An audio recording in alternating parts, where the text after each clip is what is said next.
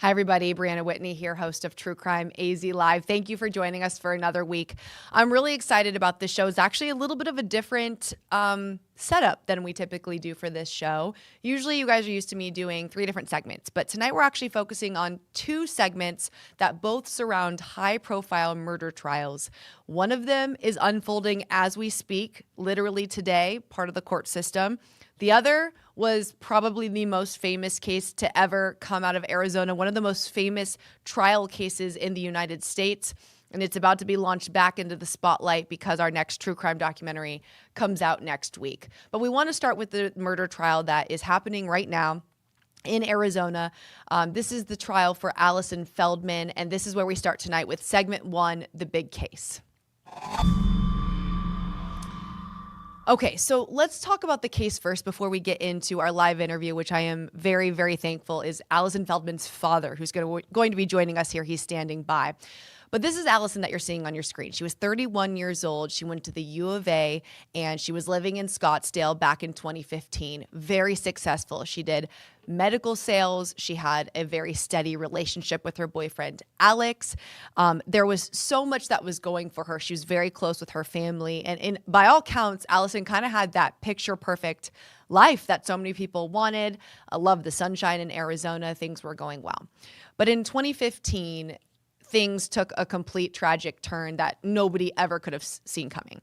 Allison was found brutally murdered inside her own home on February 17th, 2015. That's when she was killed.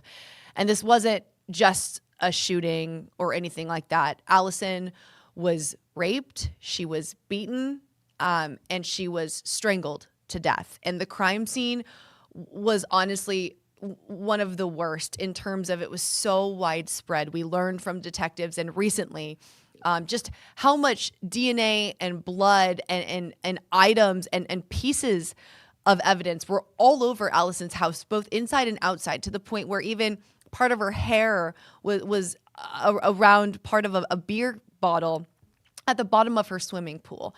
The struggle seemed immense, and it was clear that Allison put up a fight with her killer. But she was eventually pronounced dead because of all of her injuries. Now, at the time, nobody knew that Allison had been killed, but her boyfriend, Alex Stone, had been texting her, calling her that night, didn't hear back, but thought maybe she was busy getting ready for a travel trip, as she did often with her job. And so the next day, he was studying, and he tried to contact her multiple times, and eventually got concerned enough to go to her house. And he was actually the one to find her. And you're going to hear from him here in just a bit. The thing about this case is Scottsdale police, I mean, they questioned everybody, you know, the UPS man, a contractor, the landscapers. I mean, they were contacting anybody who would want to have killed Allison Feldman and who got into her house. It didn't seem to be any signs of forced entry, but clearly somebody made their way in there and had time to do this. This case went cold for years, and it was one of those high-profile cold cases where every year we'd revisit this case.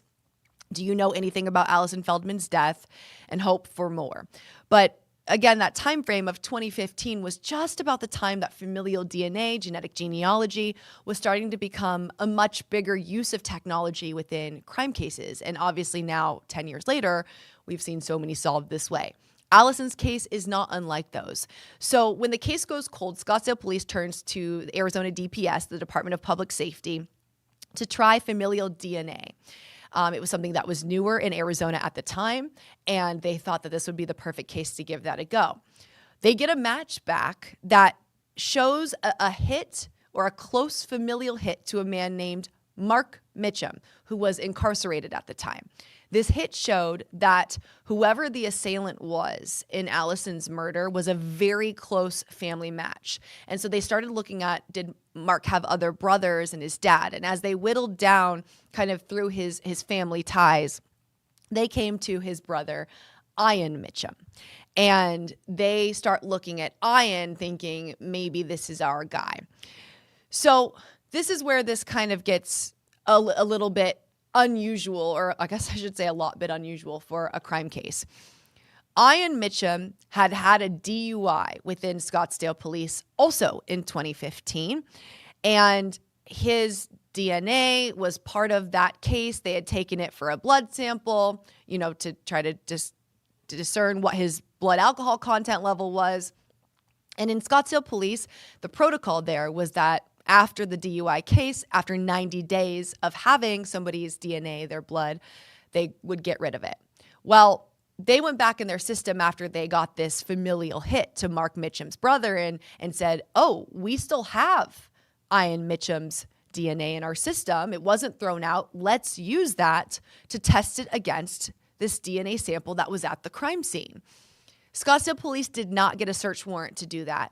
They had it in their system. They used it. And lo and behold, direct match to the crime scene DNA that was on Allison herself and on the crime scene inside her house, the blood that was left there, everything like that.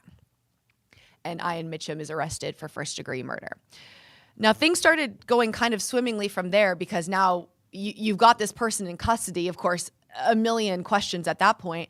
And to this day, nobody knows any sort of relationship or connection between Allison Feldman and Ian Mitcham, which was shocking to everybody because it is so rare that you have a random crime like that, a stranger that actually kills somebody in that manner, especially. Well, Ian Mitcham's defense team brought up that his DNA was not lawfully obtained by Scottsdale police because they didn't have a warrant to do so, and his DNA should have been out of the system by the time that they used it. This went back and forth in the Arizona courts and the appeals courts and went all the way up to the Arizona Supreme Court. Somewhat recently, it was actually my first time in the Supreme Court. And this was going to be telling. It was going to be whether his DNA could be used in this case. And this is the crux of the prosecution's case. So it was exceptionally important for the prosecution to get this win. The Arizona Supreme Court did rule that Scottsdale police should have gotten rid of that DUI sample. They should not have had that. However, something saved this case, and that was called the law of inevitable discovery. Ian Mitcham not only had the DUIs, he also ended up pleading guilty and being convicted of other felonies that were unrelated, and that happened in 2022. When you are convicted of felonies in Arizona, your DNA automatically goes into the system. So back in 2017, 2018, when they were doing the familial DNA and they got his match, they would have eventually gotten to Ian Mitcham because inevitably his DNA would have been in the system once he was convicted of those felonies. And that is what the Supreme Court said. They would have gotten to this point anyway, just a few years later. This is admissible. DNA is going to be used and you can go forward with trial. So that's what happened. And that brings us to this week, nearly 11 years after the case finally going to trial for the murder of Allison Feldman. You can see Ian on your screen here. Honestly, looks like part of his defense team. He's in normal clothes and a suit. And so it is interesting to watch him interact. At times, he almost is smiling kind of with his team. It isn't what you typically see when you might see a defendant come in shackles and an orange jumpsuit, which really changes what the defense side looks like. But the prosecution is who started with opening statements, and they said that Ian Mitcham was the one who brutally beat and slain Allison Feldman that day in 2015. They also said outside of the DNA match that is a direct match to Mitcham's, they said his black Mustang was in the area of the time of the murder and that he also deposited a very large amount of money at a nearby ATM to where Allison lived. They said he did not often deposit large sums of money, so that was unusual behavior. They also gave us a little insight into Ian's personal life at the time. They said he was engaged, that his relationship, though, was failing. He had a young daughter, and that he was really having financial struggles and financial woes. He spent a lot of time drinking, not a lot of time at home, and that was kind of plaguing his life at the time. The part that I actually found to be one of the more chilling aspects of the opening statements from the prosecution is how they described the crime scene, not so much in what was left, though that was pretty eye-opening, but they said that Ian Mitcham spent hours inside Allison's home while she was naked and dead in her hallway, cleaning with bleach, an overwhelming amount of bleach, to try to erase what was there. And I want you to listen to the prosecutor, Aaron Otis, describe what they saw. Her killer left with the daunting task of having to eliminate any evidence of having ever been inside her house. After the murder, he searched the kitchen, the laundry room, and the guest bathroom for items that he could find to clean the scene. He wiped and mopped up some of the blood off the floor. He sprayed down door handles and knobs of places that he had touched while he was inside the home. And he poured bleach over the crime scene, including over Allison's body and her dress, to try to eliminate any of his DNA. In fact, Allison's killer spent the next several hours inside her home attempting to eliminate any evidence that could eventually allow the police to connect him to what he had just done. This was crazy to me because typically, I mean, we're talking somebody who does not know the victim, brutally ended her life. You would think that person would try to get out of the crime scene as fast as possible. I mean, to spend hours in there and make himself available to whoever came by, that's an overwhelming smell as well. I mean, there were so many times where somebody could catch him.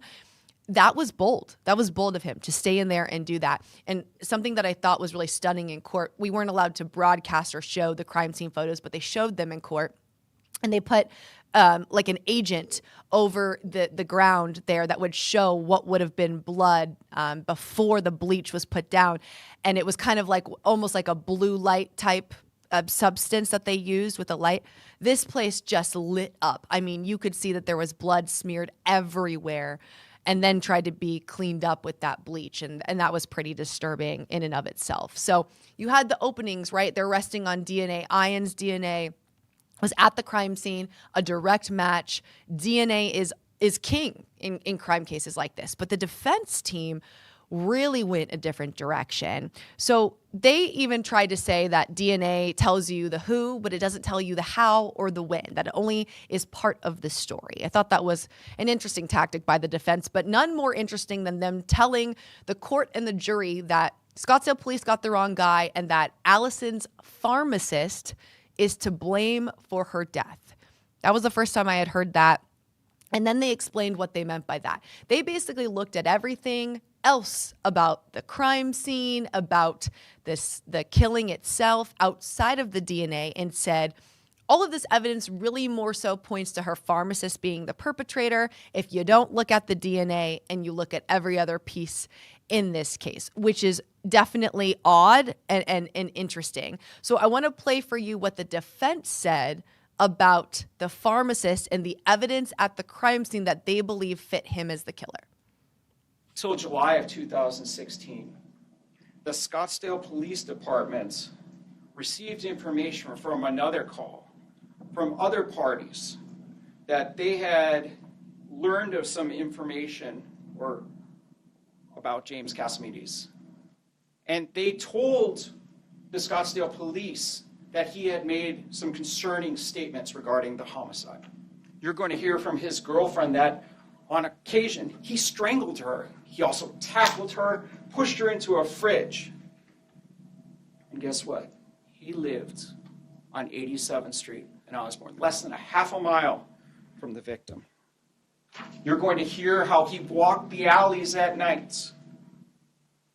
And of course, drank the same beer that was at the scene. Now, it's important to note the prosecution has ruled James Casamides out as a suspect in this case, but that is something that the defense is going to perpetrate as they move forward with this. This trial is supposed to last about 6 months. That's exceptionally long. This is a capital case. If convicted, Ian Mitcham could face the death penalty. And so I was curious who they were first going to call to the stand. There's so many witnesses in this case, and a lot of it will revolve around DNA found at the crime scene. But sometimes it's the medical examiner or whoever performed the autopsy that's called first. Sometimes it's police officers who responded. But in this case, it was Allison Feldman's boyfriend, Alex Stone. And that was testimony that I was really interested in hearing because, remember, it was years before Ian Mitcham was arrested for this crime. And a lot of people cast suspicion on Alex. He was the last one to see Allison. He was her boyfriend. And so often, you know, that's the first person that people suspect when a significant other is killed. But it was harrowing to not only listen to his testimony in court, but to listen to his 911 call. When he saw something was wrong, he was texting Allison, calling her, and we saw those texts in court. They were very loving. And he said, I'm getting concerned. Hey, babe, is everything okay? And he went over there, and he's the one that found Allison. And he did describe the fact that when he walked in the house, the first immediate sign that something was wrong was the overwhelming smell of bleach and cleaning chemicals that was present that made absolutely no sense. But then he saw that a lot of furniture was moved. Things were all over. Clearly, something had gone wrong. I want to play part of the 911 call that he made to officers. This is just a snippet of it. I don't even know how many 911 calls I've heard in my life in this career. And this one shook me. I honestly feel like this was the worst 911 call I've heard, just with the agony in his voice. I want to play part of it so that you know what his reaction was in that moment. 911 emergency. Oh my God, I just came over to my girlfriend's house and she's not breathing. Oh my God, give me just a second. My girlfriend is not breathing. I think she's dead. What is right?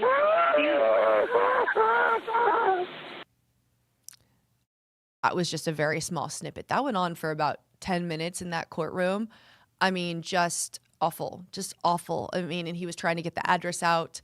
You could hear it in his voice. And you didn't just hear it then, but you also heard it when he was talking to the prosecutor about how he found Allison. Remember, this was almost 11 years ago. And the way that he spoke, you could feel that pain has not gone away. I want to play when Alex Stone found Allison. And the reason you're not seeing his face is because they requested we only play his sound, not show his face, because this is a traumatic situation. I made my way into the rest of the house. Okay.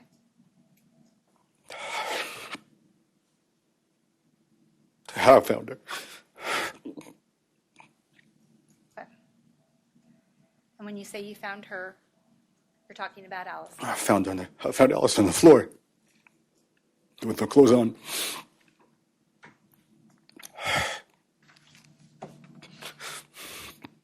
Okay. With her clothes on. She was in the hallway. And you mentioned that she was in the hallway. I'm sorry. Okay. And you mentioned that she had no clothes on? She did not have any clothes on. Were you able to see her face? I was not. There was a rug over her face. I couldn't see her face. Allison's boyfriend. I'm now joined by Allison's father, Harley Feldman. Harley, I know you've had to relive this week, and I just want to explain to our viewers, we are so thankful to have you on live. You've sat through opening statements. You've sat through today's testimony. This is going to be a long road, and you're still here live on our show. I appreciate you so much. And obviously, my heart's with you as you guys go through this. You have always been very strong for your daughter. A lot of people on this show might not know you've done so much advocacy for many years now, not only on Allison's case, but for many other victims as well. But for you to be in the courtroom now, almost 11 years later, and have to see these crime scene pictures and live this, how are you processing that in real time? So I made two promises when Allison was murdered. One is that I'd work with the Scottsdale police to find her killer. And the second is to keep her legacy alive. And that's what I believe I'm doing. I was instrumental in helping make familial search legal in Arizona, which it wasn't at the time. And I feel really good about that because it's been used to solve other cases. Yeah. And that's what keeps me going. I'm doing this for Allison. When you're sitting in the courtroom, are you zeroed in on who's on the stand? I mean, where do you keep your focus throughout this? You've got the jury, you've got the judge. It's a tense situation, especially when we're talking about your daughter. So I spend most of my focus on listening to the witnesses because what they say is going to matter to the jury. And the jury is it's a cross section of Arizona, as you'd expect. And I didn't go to the interviews of the jurors, so I don't know much about them. Yeah. But they're listening, and they're going to have to make a decision. And it hit me when the jury walked in for the first time, and I realized they hold Ian's life in their hands, and it's real now. And so now I focus on what's going on. I talk to the prosecution quite often. Our detective is there every day. And I ask him questions. I make some comments if I think it's relevant. But it's hard. I knew all of this beforehand, but when you hear out loud people talking about the real case and the real things they saw, or the real things, the real charges, that was hard. Yeah. And I won't be there when they show the videos. I don't want to remember Allison in that state. I want to remember just like this. Right. And I mean, we're seeing her here, and I know you've talked about it for years. She was so beautiful. She was so smart and successful. I mean, she really had it all.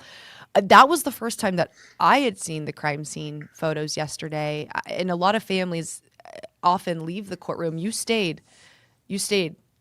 How did you find the strength I had my to eyes be closed. there? You did. I had my eyes closed during the pictures, and next week there'll be some videos, and I'll leave the courtroom for those. Yeah. There's a few questions I want to get to, but just because we were coming off of Alex's sound bites there, have you had conversation with Alex in the years since? And what was that like for you, hearing him describe those moments in the courtroom? So Alex and I remained friends for a couple of years, and I told him probably 3 or 4 years ago he had to move on with his life. Allison was around, but he called about 3 months ago and asked us to go out to dinner, and I subsequently had lunch with him, and so I maintain a relationship with Alex. I mean, We don't talk about the case at Yeah. all, but we're still friends. I mean, you could hear it in his voice that this was just Dramatic. so traumatic, so unimaginable. I truly think that's the worst 911 call I've ever heard. And I was there, and I don't want to call it comfort in this for you, but the care that he showed for your daughter in that moment seemed so raw and so genuine. Well, we got to know Alex along the way. We lived in Minnesota at the time, and we used to visit Arizona fairly frequently. My wife is a flight attendant. And so we got to know Alex really well, and I always liked him, and he cared a lot about her. And that's why we're still friends today. Yeah. He's a really good guy. I felt really bad for him that he had to sit and listen to all that 911 call and relive what he'd actually been through. Yeah. I know it had to be very hard on him. You could tell. And there's quite a few people commenting here live, just showing strength and saying that they appreciate you and are thankful for you and all that you guys are doing for Allison. So please know that it is resonating, all of what you guys are doing. I want to ask you about the opening statements. The pharmacist, was that news to you? Did you know the defense was going to come out swinging with, hey, there's a whole nother guy and Scottsdale police got this wrong? Is there any truth to what they're saying in your mind? No, I knew that this was coming because I talked to the prosecution. I personally don't believe any of it. The evidence is what the jury will look at, but it doesn't make any sense to me. And his DNA is not at the crime scene. I mean, that's probably what stands out the most.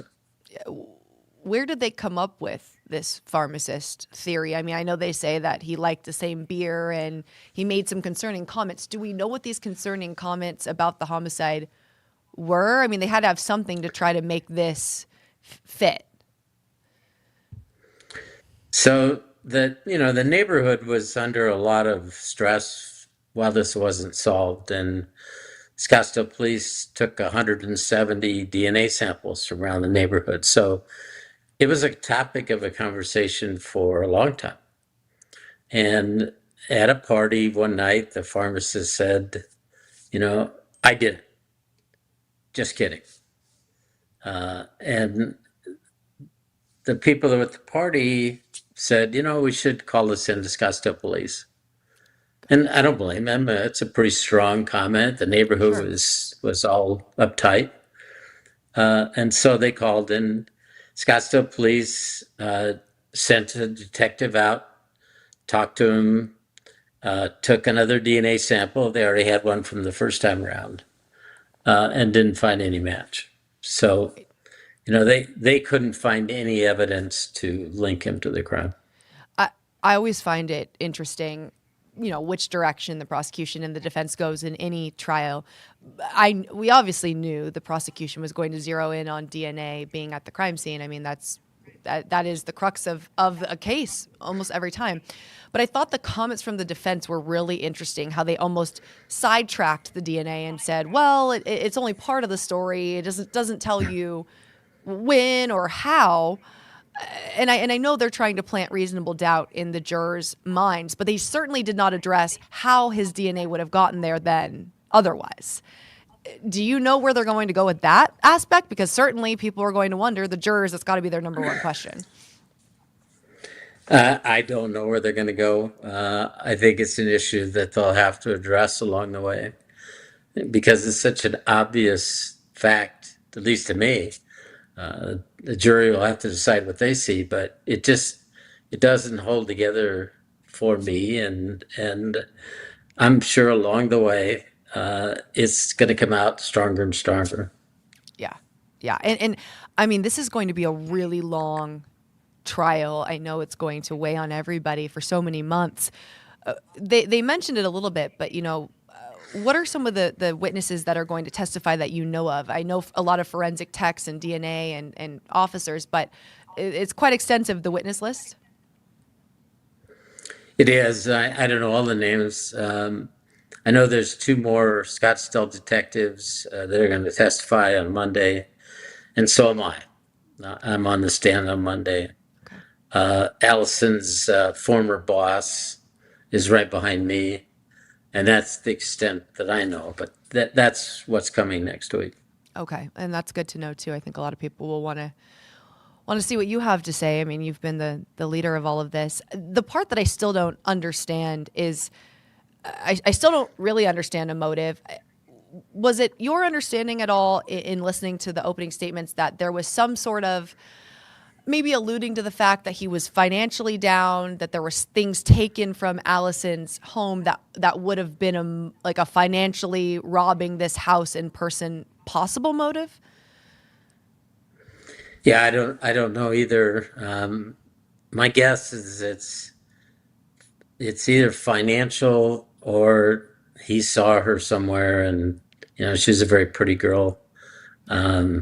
The financial motive is the only thing that makes sense to me, but I don't know exactly where they're going to go, and I'm sure that'll come out more and more as the case evolves. And we still don't know. Neither side seemed to present, at least with opening statements, any sort of rationale or explanation as to how Ian came across Allison. No matter what the motive was, we still don't know how he got to her, right? Don't have any idea. My guess is that she frequented some place where he worked or whatever, but I don't know, and I'm not sure anybody knows why. Yeah. Now, let's say that he is found guilty of first-degree murder. This is a capital case and death penalties on the line. How do you feel about that? Would you want him to be sentenced to death? Would you prefer life in prison? Where do you personally feel and fall? I watched the Boston Marathon trial with Tsarnaev, And the families there decided to not pursue the death penalty because they didn't want continual appeals going on for years. There was just a case settled in Arizona that took 30 years of appeals Yep. before they got to the real death penalty. So I don't know, but that length of time in dealing with appeals does weigh on me. Yeah. Well, I mean, and uniquely too, you've had to wait far longer than most to even get to trial after your daughter's death, and that's been a long road in and of itself. Can you explain to people a little bit of the advocacy you've done? Because I mean, it is really incredible what you've done, really in Allison's name and for other victims. You've kind of been able to find this new purpose through her. So I've gotten to be fairly well known for the familial DNA search, and I found out that 24 cases have been solved using familial search since it became legal, and I feel really good about that. I also am chapter leader for Parents of Murdered Children, an organization that shouldn't exist, but it does. And we help people through their grief. I've actually met with some people from the Mesa Police Department who said, you understand what our victims are going through, would you talk to them? And so I do that a lot. I still am co-facilitator of a grief group in Minnesota, which I attend by Zoom. And all of that is helping other people, and it helps me in the long run. Yeah. Yeah. It's a win-win, kind of. Yep. Yeah. We just had a question from our friend and coworker, Holly. She just wrote in asking if you would like to address Ian Mitcham, and if so, what your message would be to him.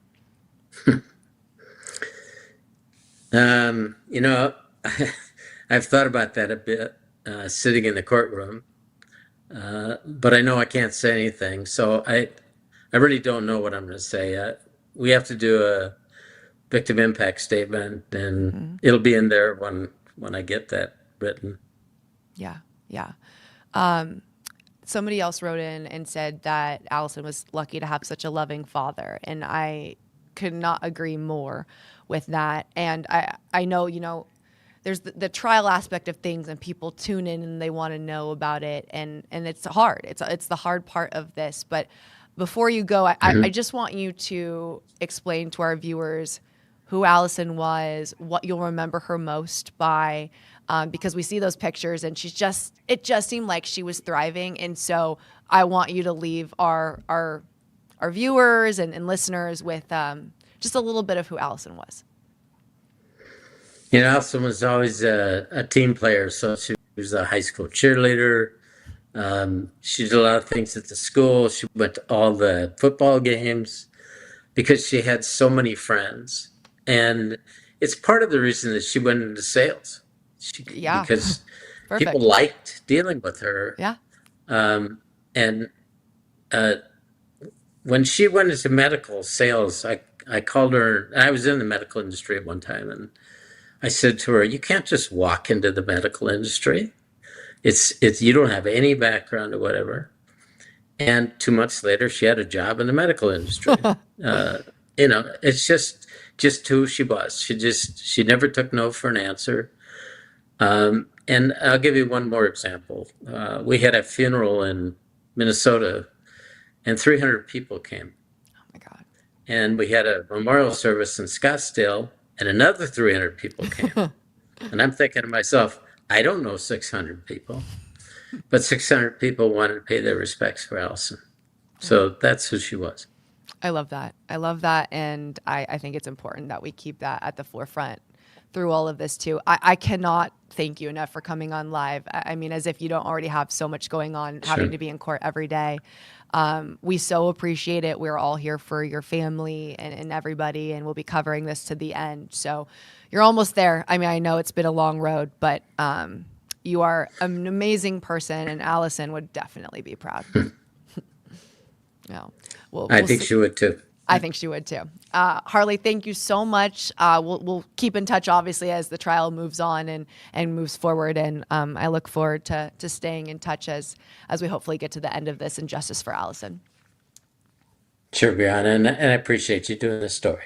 Absolutely. Thank you. We'll see you soon. All right. I love Harley. He's just been great for so many years to work with. He's such a good guy. And he cares so deeply about Allison and everybody, and that's where he gets his strength from. So really lucky to have him come on live literally as the trial is unfolding. He spent all day in court, got home, and immediately jumped on this show. Just an incredible show of strength. Coming up next, we are talking about our big true crime documentary, the Jodi Arias case. Talk about another one that captivated so many people in the courtroom. I am quite excited to share with you guys our big project we've been working on for a year. We're going to talk about it and give you a sneak peek after the break.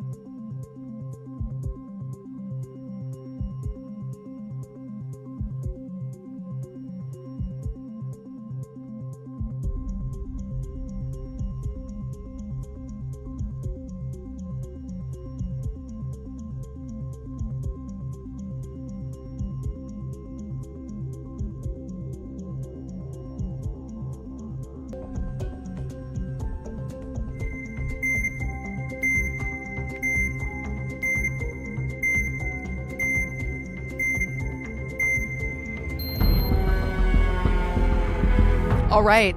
Typically, our Now Playing segment, I'm talking about what's airing on Netflix or Hulu in the true crime space, but this time it's my documentary. I am so excited about this, and we have gotten some good reception after releasing the trailer this week. We are talking the infamous Jodi Arias case. I know so many of you pay attention to this one. Yes, it's over, but is it really over? Never really over with Jodi. So let's talk about what this is. Our documentary is called Obsessed, Unraveling Jodi Arias. On your screen, you see Jodi and her boyfriend, Travis Alexander. This was back in 2007, 2008. These two worked together at a company called Legal Shield. They started dating, and it was a tumultuous and toxic relationship from the start. Travis was Mormon, Jodi was not, and then eventually became Mormon for Travis Alexander. Well, fast forward many months, they were on the outs, and Travis Alexander is eventually found dead, stabbed 27 times in his shower in Mesa, Arizona. And immediately friends were like, I think Jodi did this. And that is when everything really took a turn for just skyrocketing into the national spotlight. Jodi was arrested for the crime, and so began a crazy turn of events with evidence coming out, a camera that was at the scene taking sexual pictures of them that all of a sudden turned into accidental pictures of Travis bloody in the shower and Jodi's pant leg. I mean, this was a crazy, crazy case. And then the trial ended up happening, and this took the nation by storm. I'm laughing because going through the archive footage, I've never seen anything like it. I mean, we're talking hundreds of people outside the courthouse screaming, chanting, crying, people trying to get into the courtroom. Jodi was on the stand. There was just so much tension back and forth between her and the prosecutor, Juan Martinez. It was like a drama show. Like this was like reality television, but back in 2013. And in the courtroom, I mean, cable television, Nancy Grace was in the jail interviewing inmates. Like this stuff would never happen now. But, you know, more than 10 years ago, it was kosher and this is what was going on. So we decided to examine this case because not only are so many people interested in this, it also gives the new generation who is interested in true crime a way to learn about such a historic case. But Jodi Arias is such an interesting person. She's exceptionally bright. She's an exceptional writer. And I wanted to look at her psychology. There's been a lot of programs on Jodi Arias, but none have really focused on her psychology from when she was a teenager to now in prison. She is in prison for life. That's no secret. I'm not giving anything away there. But I still know everything about her life now. Why? Because she's still writing about it. She also had a journal that she kept that led up to Travis's murder and was still being written in after. And this ends up really becoming what was an attempted alibi for Jodi. But the way that she writes, and even in the text messages or the AIM, Yahoo messages, and the emails that she sent to Travis before he was killed, you can start to see this kind of person emerging that has very clear psychological issues. And so we took a deep dive into that.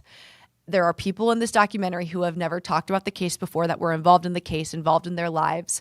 We learn more from a forensic psychologist. And in the end of this documentary, you kind of learn what the overarching psychological issue is with Jodi. And you also learn what she's talking about now in prison.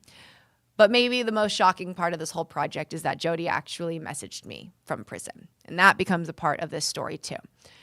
We are so excited. This is debuting on November 20th on YouTube. I want to show you the trailer now, a sneak peek at our new true crime documentary, Obsessed: Unraveling Jodi Arias.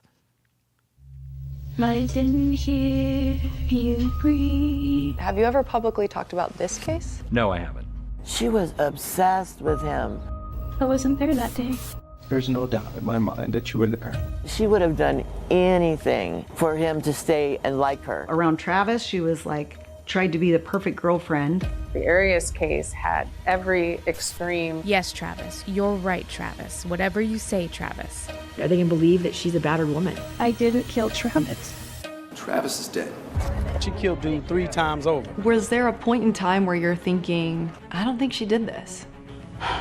I'm for thou shalt not kill, but is it wrong to want the perpetrator to get the needle? I'm so happy. You had no idea what you were going to be in for. No. Were you crying when you were stabbing him?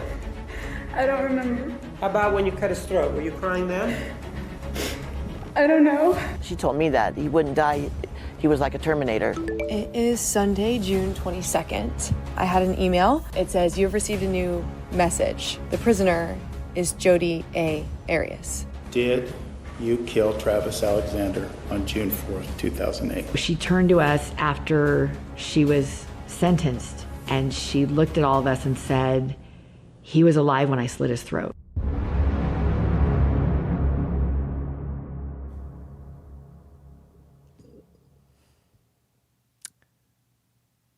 And we've been working on that for about a year. I know there's a lot of mic drop moments in that, and there's just so many more in the documentary itself.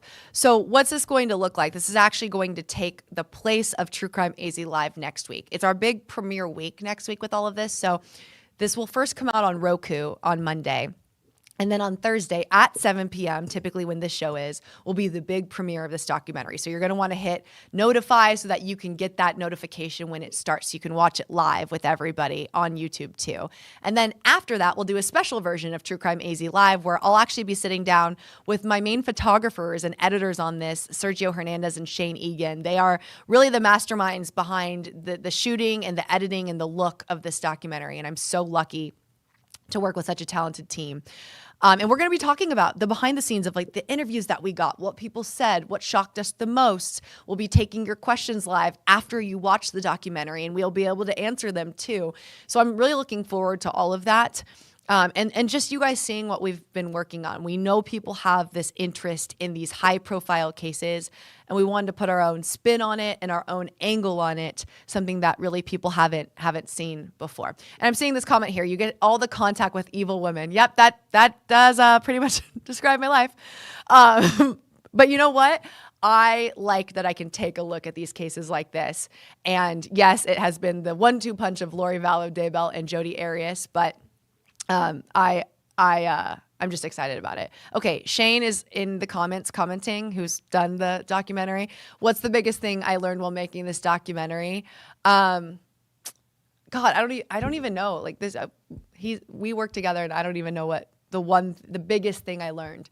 Honestly, probably how much was allowed at the time with the trial. I was floored at what was said in the courtroom, what was happening outside the courtroom. Like we see these high profile cases now, like Karen Reed and Alec Murdaugh, and they are followed and there's people outside and things like that.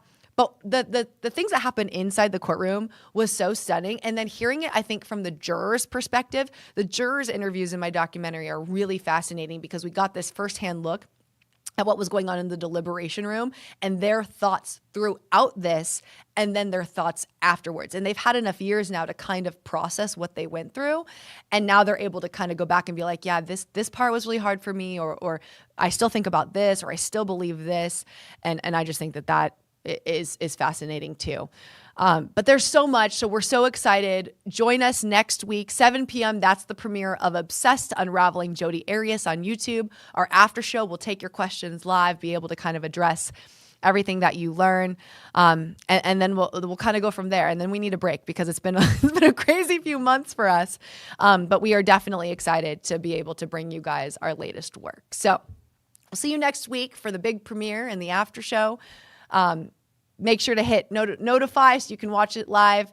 Follow us on social media, True Crime AZ Live, and you can follow my social medias too. I'm going to be posting as we kind of go throughout the week, and we've got some press tour items. We'll be on the radio. We'll be on other YouTube shows talking about this, so stay tuned for that. We'll see you next week. Can't wait to bring you the documentary. Have a great rest of your week and weekend, and we'll see you soon.